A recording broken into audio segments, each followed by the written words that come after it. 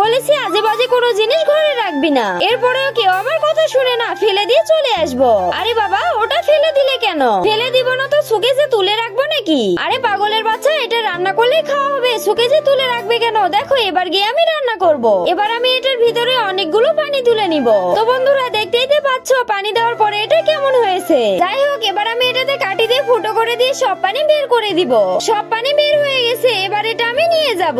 এবার আমি এটা সিদ্ধ করার জন্য কয়েকটা টুকরো করে কেটে নিব।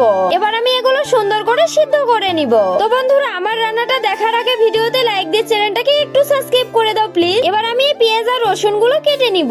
এবার আমি এগুলো তুলে নিয়ে ঠান্ডা পানিতে দিয়ে সুন্দর করে পরিষ্কার করে নিব। এরপর ছোট ছোট টুকরো করে কেটে নিব। হয়ে গেছে, তুলে নিয়ে লবণ, জিরের গুঁড়ো, ময়দা দিয়ে মাখিয়ে একটু রেখে দিব। এবার কড়াইতে তেল দিয়ে এগুলো ছেড়ে দিয়ে একটু কড়া করে ভেজে নিব। এবার রসুন আর মরিচ দিয়ে নেড়ে চেড়ে আবারও এগুলো ঢেলে দিলাম। এবার ওই কেটে রাখা পেঁয়াজ কুচি আর রসুন কুচি দিয়ে একটু নেড়ে চেড়ে তার উপর জিরে দিয়ে তুলে নিব।